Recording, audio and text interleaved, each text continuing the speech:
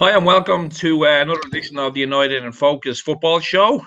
I'm honoured to be joined this week by a former Manchester United player, class of '92, centre back, and all-round good guy, Pat McGibbon. Pat, how you doing today? Yeah, I'm good, Dave. Thanks. Really a pleasure to have you on the show. Unlike my co-host, which I've got to suffer through every week. Mr. Nipun Chopra, how are you this week, and what's been taking up most of your week? Well, I'm good this week. I don't know if you guys saw yesterday, but as soon as we scored the goal, everyone rushed towards Fellaini, celebrated with Fellaini, and you'll still have people suggesting that he's not the greatest of all time, which just blows my mind. So I've had a good week. What about you, Devo? Well, I mean, if I had a vote, he'd be Ballon d'Or winner already. Exactly. So, speaking of which, Manchester United won, Brighton and Hove Albion 0. A very, very tough game at Old Trafford. Chris Hughton's side, I think they've only lost 2 games in 8. Very well organised. Came to Manchester, came to Old Trafford, and didn't just sit behind the ball, but actually played a bit of football. I think Manchester United at times were fortunate to get away with a 1-0 win. Deflection goal by Ashley Young, but in the end, I think Manchester United just about edged it. But you know, big plaudits to Chris Hughton. He didn't come to Old Trafford and just sit back and hope for the best. He actually came and played a bit of football. Pat, how did you see the game yesterday? Do you think 1-0 was a fair result? Yeah, I think it was a fair result. I mean, people talk about it, being uninspired, but the most important thing, Dave, is the 3 points. They're sitting there 5 points away from Man City at the minute. So the most important thing was those 3 points yesterday. Now, Pearl, Jose came out during the week and he's done something which I'm not a big fan of, and that is tearing down players. Henrik Mkhitaryan was one of those players. He was involved yesterday. He came on. First of all, I'd like to talk about the game itself. Tactic-wise, in regard to the team that Jose selected, I thought was a very strong side. Lindelof, for me, played better than what he normally plays, but he got man of the match. I didn't see him as my man of the match. How did you think the game went yesterday? And do you think 1-0 as well was a fair result for United? I think 1-0 was a result that was great for United, as Pat pointed out. I think a draw would have been a fair result on the balance of play. I think they actually created more chances than we did. It's something you hinted at there, Dave, in the start. Especially in the first half, they had at least 3 or 4 crosses that ran across the 6-yard box, and had a decent striker been at the end of those, I think we would have been 2-0 down going into halftime. I think something that should be noted, however, and I think this will surprise you, Dave, because I'm always the one that is critical of Mourinho. I think on every show, I'm the one who's critical of Mourinho. I think at some point we have to recognize that Mourinho set out a very attacking team. And you hinted at that as well. You have Martial and Rashford and Lukaku starting up top. You have Mata in behind. You have a 4-2-3-1, out of which one holding midfielder in Pogba is more a box-to-box creative midfielder. You're really playing with a block of 5 in attacking positions. When you have those 5 brilliant players in attacking positions and you don't create a ton of chances, it's not Mourinho's fault. At some point, the players have to recognize that they didn't play well. And that would be my overall analysis of yesterday's game. I mean, we could go back to the summer and we could talk about Lukaku versus Morata. Pat, Manchester United obviously opted for Lukaku, but in my opinion, I think Jose went for Lukaku in the hope that he would get Perisic as well, as a double team. The Perisic signing didn't happen, and at times I feel Lukaku is being isolated. With hindsight being, obviously a great thing, do you think we made the right decision in bringing in Lukaku without having Perisic wrapped up as well, or Morata would have been a better option? No, I think if you go back to Lukaku in the early stages, I mean, and you look at the goals that he scored in the early stages, the plaudits were there. So the important thing is, the game is so dynamic, and sometimes we can look at stats and everything in society is about stats. but it's how those stats are achieved. So I think certainly, players and teams, and I'm sure Jose is working hard at this. There has to be. They have to work towards each other's strengths, and they have to learn each other's game. So it's not just a matter of putting players on that pitch, and they're still probably getting used to that at the moment. I mean, I think that debate is gonna hang out there because we were led to believe Morata was the #1 signing. I can fully understand why Jose wanted to bring in Perisic with Lukaku. It's just there is a bit of rumblings now with Lukaku and the fact that he does seem to miss some chances that Morata would probably put away. But I mean, it's going well on Manchester United at the moment. I think Jose is doing a good job, and anyone that feels that United aren't moving forward or have obviously have a mental block of the previous 3 years before Jose arrived, because it was absolutely shocking. One question I wanted to throw at you first of all, Pat, is Chris Smalling, Phil Jones, heavily criticised this season. You yourself being a former centre back, if you were playing today and you see the mistakes that these guys are constantly making, how difficult it is for you to stay positive in that environment if you're looking at Chris Smalling, especially Phil Jones, who seems to be always error prone.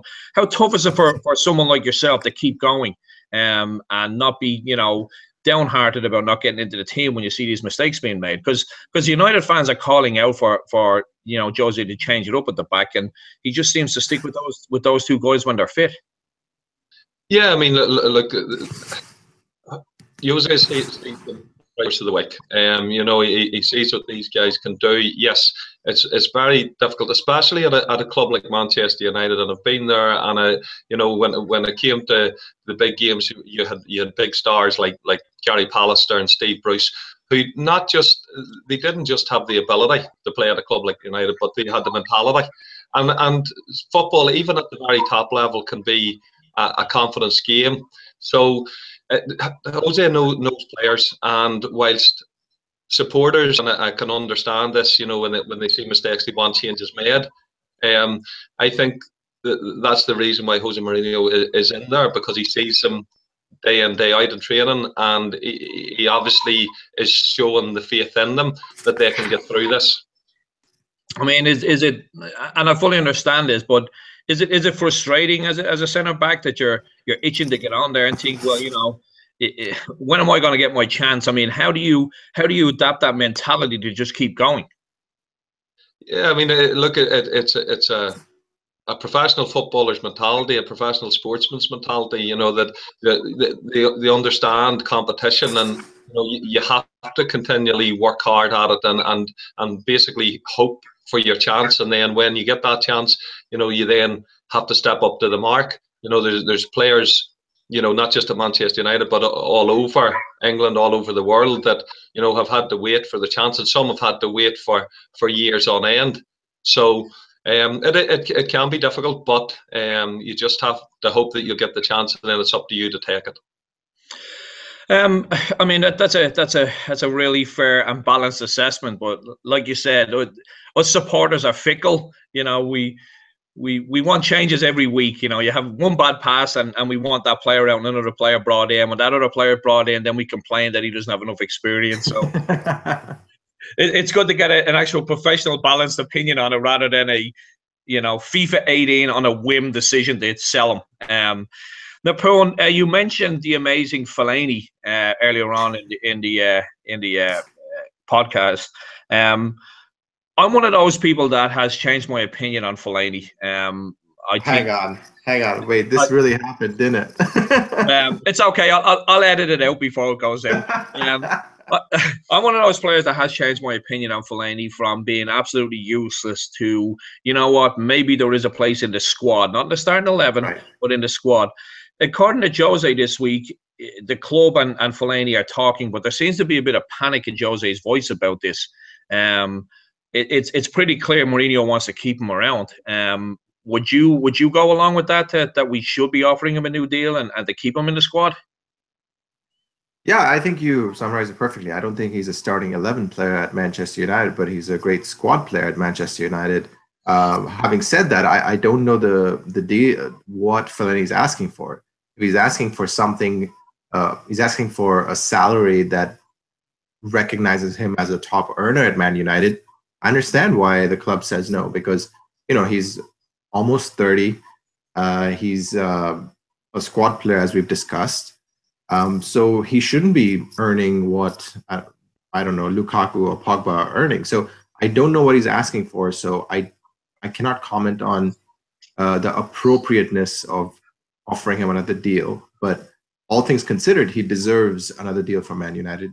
But it should be one that's equitable for both sides. Well, I mean, he is chipping away at the minutes at Manchester United, and we don't have long to actually get him, tied to a deal, because come January 1st, he's allowed to talk to anyone else in Europe. So I'm on the belief that United should get this deal done and get him tied down for a few more years, because, like I said, 3 years ago, I would have driven from California, got on a boat from New York, cycled to Manchester, and delivered him to any club in the world on my own time. The fact that you want us to believe that you can actually stay on top of a bicycle is hilarious. No, it would be a tricycle, 3 wheels, so the balance would be there. And I'd have a basket for snacks in the front, obviously, but I'd make it there. 25 years ago, Pat, Manchester United went into panic overload. The media said we were panic buying into a certain Frenchman called Eric Cantona. Cantona came into the club while you were there. We've heard many stories. There's many articles. There's millions of words being written about Eric in training, because we could all see him in a match.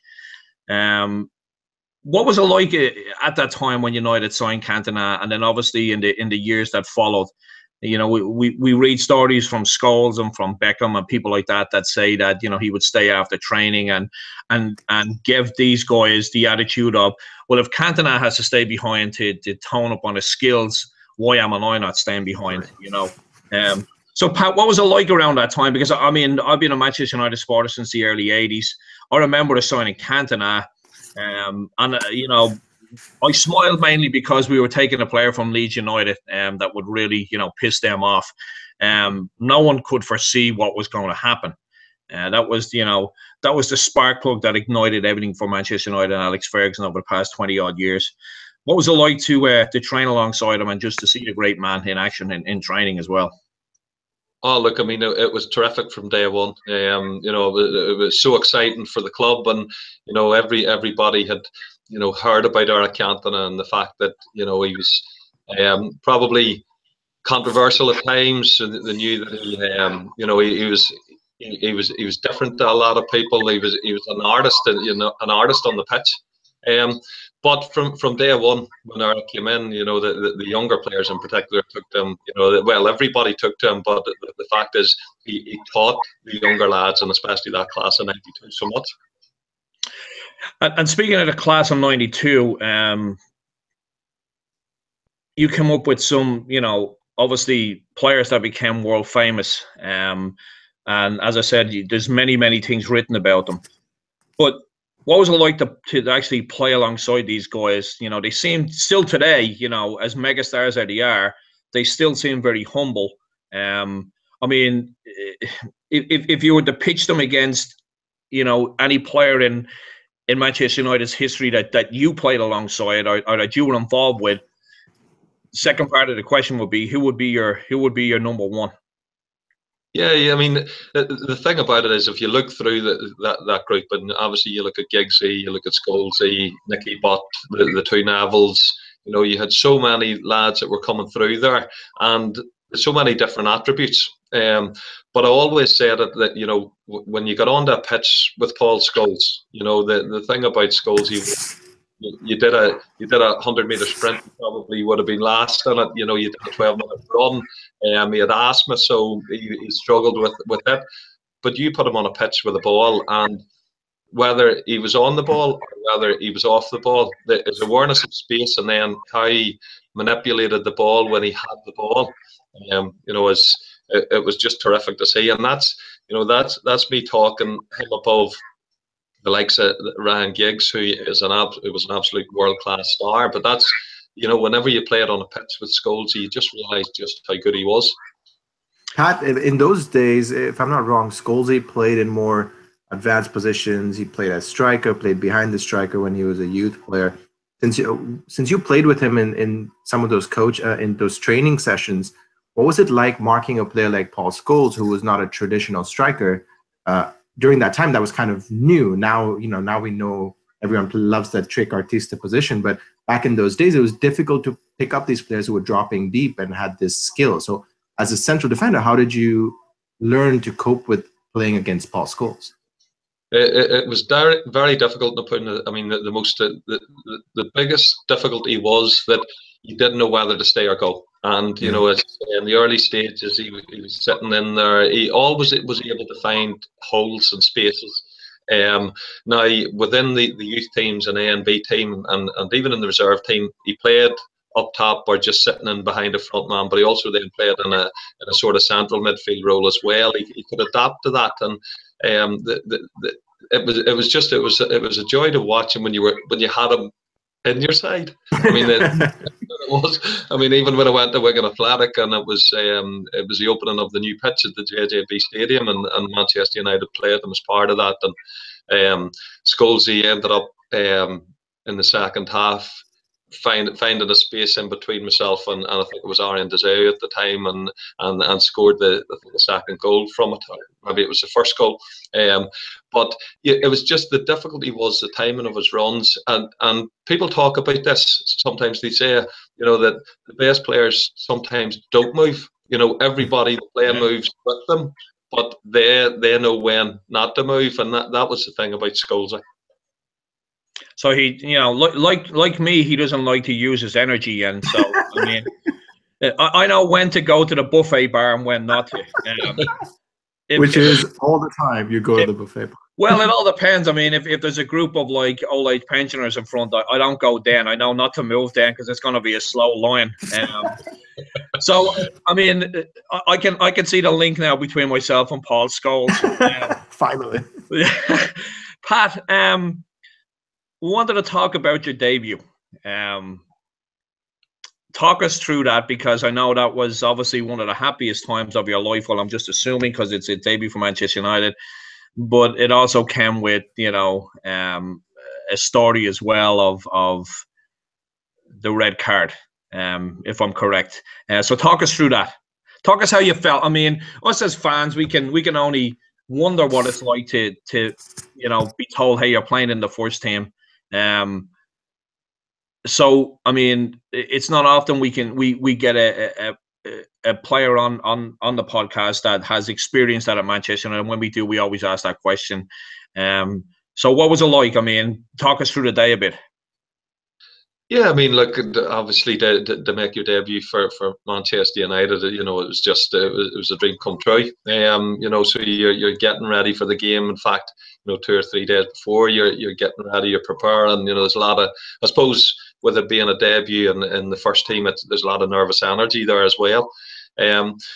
So when it came to the actual game itself, we started off fairly slowly, and York actually they took the lead in the first half. In the second half, I was playing alongside Gary Pallister. So obviously, the thing about it with even with the first team, and you talked about it earlier, Dave, just about Smalling and Jones, and you have to get partnerships, and Pally was so used to playing with Steve Bruce. I had never really played with Gary Pallister in any sort of game. So when it came to the moment of the ball being played in the second half, and we tried to play offside, and it didn't happen. So I had to chase back towards goal. And a chase back towards goal, knew we were 1-0. You've only really split seconds to make decisions. And I decided to take the lad Paul Barnes down outside the box. As it was shown later, the infringement and the professional foul was outside the box and should have been a free kick. But unfortunately, the referee obviously sent me off, but I also gave a penalty as well. I'm not sure how often the referee refereed after that. I have to say, I'd heard that he did referee a lot, but he got the decision wrong. Yes, he got the sending off right, but he got the decision for the penalty wrong within it. But these are things that, in their moments within a game, you've a split second, you have to make a decision. I was obviously utterly disappointed, but I've often said it, like, and we'll probably talk about this a little bit further on with the charity that I set up, Train to Be Smart. The first 8 months that I headed across the brother took his own life, so I had to come back home, then deal back to Manchester. So things like that, as much as it was a major disappointment, things it was a major disappointment, but I had to get on with it. And that was one thing we wanted to move on, and we obviously wanted to be very sensitive around the topic as well. With your Train to Be Smart program you've set up, you mentioned there your brother had taken his own life, and that was one of the reasons why you actually went down the road of setting up this program. Would you like to talk us a little bit through your thoughts behind the program and what it's doing right now as well? Because we want to give you an opportunity to get it out there, to let people know exactly what you're doing and how they can get in contact and how they can get involved as well. Yeah, I mean, to be honest, Dave, even after we talked about the game, as I say, while it was a bitter disappointment, it puts things into perspective. After Philip's death, football was an outlet to me, to be honest. There were so many great characters in that group from '92 to '97, and even after the York game, I remember the next morning we had the warm down at the Cliff. Seeing all of those lads that were just taking the mickey out of it, but that's what you do in a change room. It's part of getting over things quickly, and that's why I always like the involved team sport. So it was only really there. I obviously went to Wigan Athletic and spent my first team mainly for Wigan Athletic, but when I came back home, I seen so many issues back at home, and it was 2013 to be smart initially as a coaching program, and I looked at players like Paul Scholes, like Giggs, Eric Cantona, Roy Keane, all of those top players, and all of their different attributes. And as I always said, everybody has different strengths and weaknesses, Dave. So that's initially where it started. But from there, it then developed where a lot of parents and a lot of people from the locality asked about setting up teams. And we started with 26 kids, and all of a sudden we 200 kids within a couple of years. And we're pushing on at the moment to get our own facility. That's a big drive for us. So we look at using sport, and especially team sport, as a medium to promote positive mental health and improve mental health issues. It's still in its early days, as I say. We're 5 years or 4.5 years in, but we still we have so much more to do, and as I say, it is a project. So it's gone really well so far, and great support from Roy Keane. Roy was over last year, February of last year, and he was terrific, both the gala night that he did, and also with the kids the following morning. The gaffer was over in April, and again it was really good. And with what we're doing with Train to Be Smart, we want it to be more about character building, more about building resilience, Dave, and what goes on. So it's teaching about leadership. It's that group of 92, it was surrounded by, it was filled with leaders. And he had to look at in the early stages, your Brian Robsons and Paul Inces, and then as it went on, your Eric Cantonas, Roy Keanes, Brian McClure's, your Steve Bruce's. Yeah, there were just so many really strong characters who all had a common goal. So we want that within the project for parents to understand that these are things that we can bring to the jobs, the social aspect of it. It's not just about the football; it's about building strong characters and good characters. Winners. It seems like a fantastic method and way to actually start educating kids as they come through the footballing system, because especially with today's social media world and the amount of money that's surrounding football, um, there's an attitude amongst a lot of younger players, and I read this about a lot of clubs, not just about Manchester United. And there's an attitude that once you make your first team debut, that's it. The club is throwing money at you because they can't take that risk in case you're going to be worth 50, 60 million in 3 or 4 years' time. And I read an article today before we came on the show. It says that the average Premier League player is now earning, for the first time ever, the average is 50,000 a week. And that's mind-blowing. That's absolutely mind-blowing. Because that can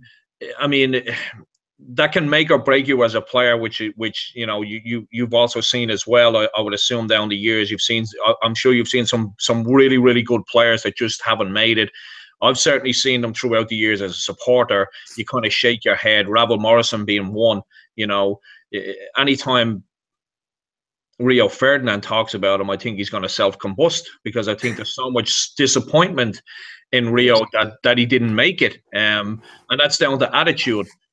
So what you guys are doing is absolutely fantastic. It's teaching kids attitude. It's teaching them how to handle themselves, and like you said, not just about football. Where do you see the future for trying to be smart? I mean, you said you guys are trying to get your own clubhouse now. I mean, what's the 5-year plan from now for trying to be smart? Well, as I said, it's very important to have a community hub, to have somewhere which. And this wasn't set up as an elite program. What this was set up is to give everybody the opportunity. I think to make it to the level at Manchester United, especially with that group in 92 to 97, such a great group, you can be given the opportunity, but then you still have to have the attitude and application. And they were lucky; they had people obviously like the gaffer, but also Eric Harris, and Eric was such a great coach. But there was always the want, and it's probably going back to what you said about Premiership players now making 50 grand a week. Now the average it's ridiculous for players who are only just starting out in the game, because it doesn't create the want. What it does is think that they've made it after 10 games, and you never have made it, and even at 31, 32, when I came back to play at Portadown and Turin, you always wanted to improve, even at that age, and you knew that your legs were, you knew that you were slowing down, but you wanted to pick up other things, so I think I always say that I would sort of positive mental health talks, and what we talk about is, find your passion and then focus on it. And if you don't have application and to match your ability, whatever that is, Dave, then will you get to the point where you're, in that elite brand, because application is so important, and I'll never understate it. Napoleon, I want to bring you in here as well. Pat named off so many players there that were leaders back then. Steve Bruce, Gary Pallister, Robson, Keane, Cantona, Paul Ince even. So. And the two men that are probably top of the list, Alex Ferguson, Eric Harrison. I've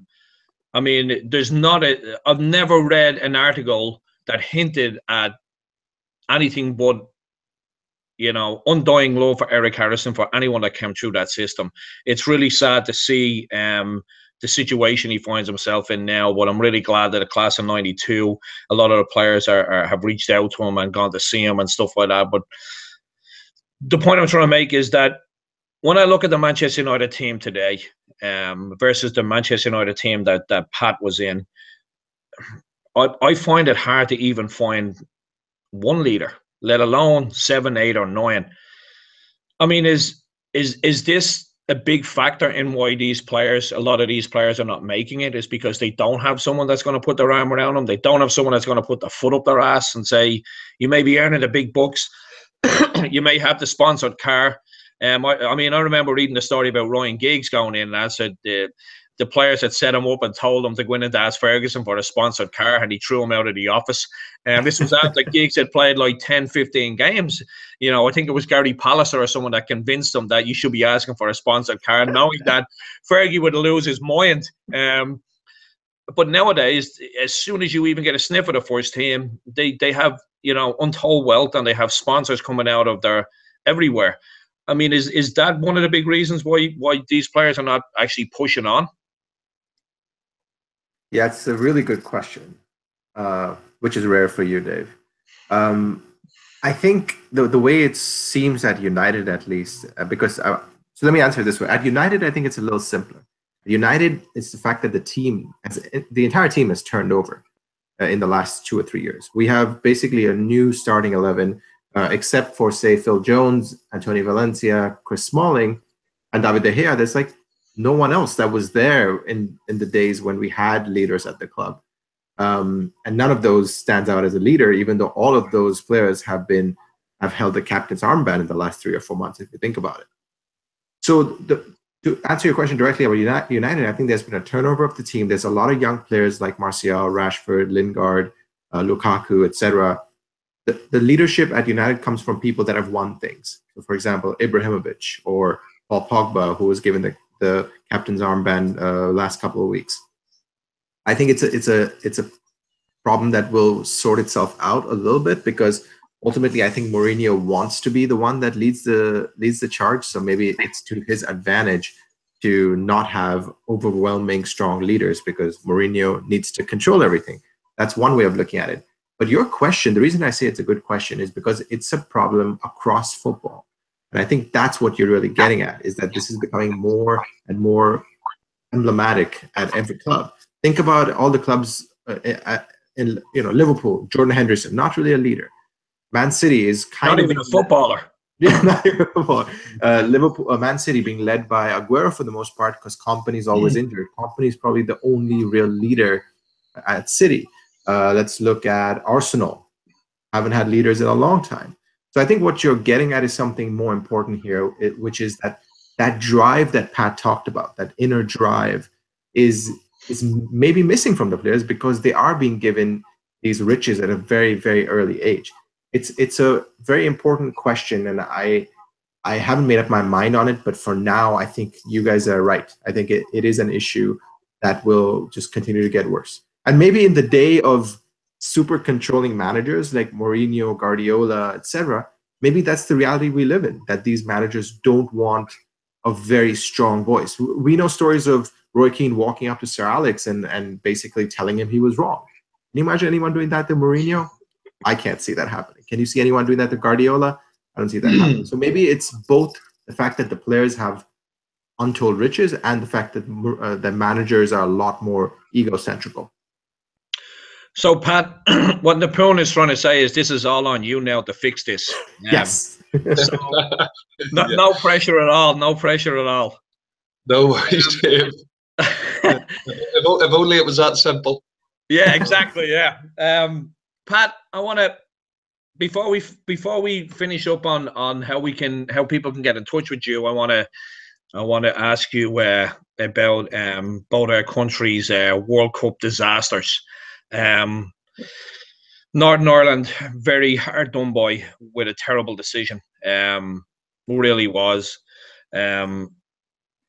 If Denmark hadn't have scored, 5 goals, Ireland would have won 1-0. So I feel a little bit disheartened about that. I mean, Northern Ireland, they don't have a huge pool to pick from, but my God, Michael O'Neill is doing an absolutely fantastic job up there. How are you guys feeling now after it's settled down now a little bit, and video replay probably would have disallowed that penalty. Northern Ireland gave its all in a very, very tough group. Ireland were in a very tough group. I think Martin O'Neill himself has done a terrific job with the players that he has. But Northern Ireland have become kind of a favourite around tournaments over the past while now. How disheartened was that defeat to the Swiss? Yeah, it was obviously very disheartening. You know, if you looked at it and everybody's seen obviously the video evidence of the penalty. You know, Michael has did, as he said, a terrific job. Dave, I was 3 years at Wigan Athletic with Michael, so I would know him very well, and very, very astute as a tactician. You know, very, very clued in. But he's also a good people person as well, and that's what people, you know, especially the players and even the staff around him, would have understood. So whilst in the early stages with Michael, you know, there were people on his back, and they weren't getting results.